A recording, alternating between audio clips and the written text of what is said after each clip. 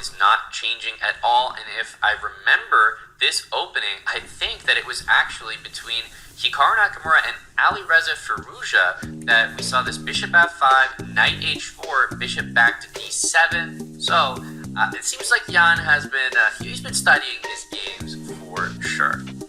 Yeah, I recall that bishop f5 back, and then the d3 that you actually were not a big fan of for black.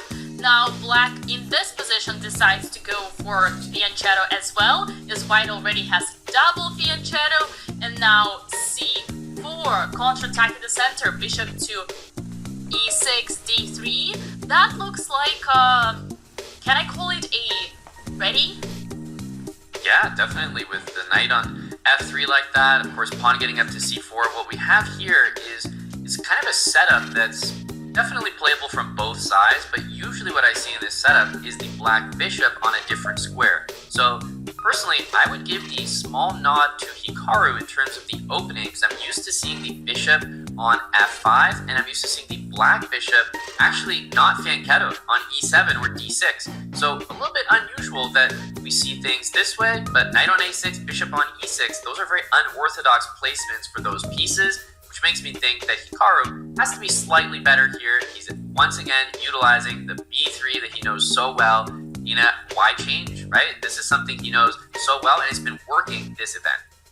Yeah, absolutely. And the knight on a6 you mentioned, Aman, is on the rim, so not great at all. And even though it would try to jump to b4, would be met by a3, and if jumping to c5 would be met by d4. So no potential for this knight other than just go back to c7. We see h6, an attempt to stop knight g5, which would attack the bishop on e6, because you know now the potential of 2b is the investment that you want to make, because you can pull it out at any cost and at any time without losing your interest rates.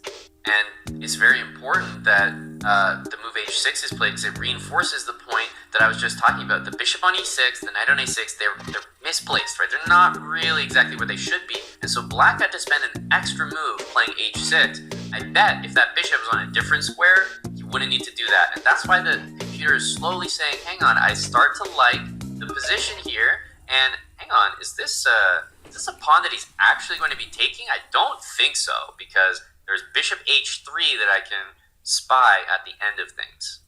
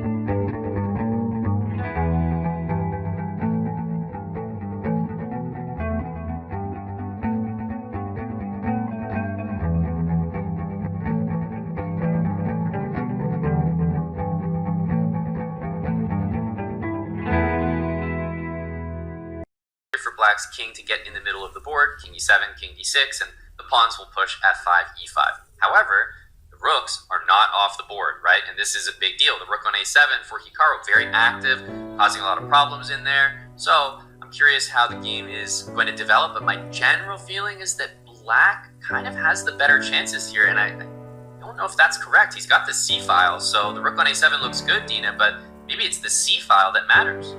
Yeah, tables sort of changed, turned right now, as now black has the open file, but also like this rook on a7, all it can do is just give a check, but the king is so active, so it's just gonna go up and be in the center, and then it will lead to the risk of black having an extra piece in the game with an active king, while white cannot that easily activate their king. Let's just take a look at this king f2, and then there would be rook c2 check, and after king f3, you think you activate your king, but you just meet f5, and then where do you put this bishop? We already kind of saw, in some games before, how the bishop could easily get trapped in the middle of the board. So yeah, it looks like Hikaru should have just kept his rook on the c file instead of going to a7.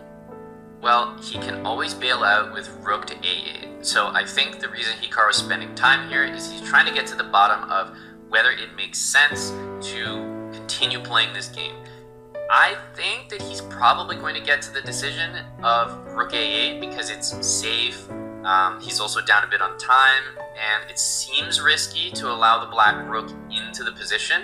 And rook a8 trades the rooks, and even though maybe black is slightly preferred there, it feels like he's going to be fine.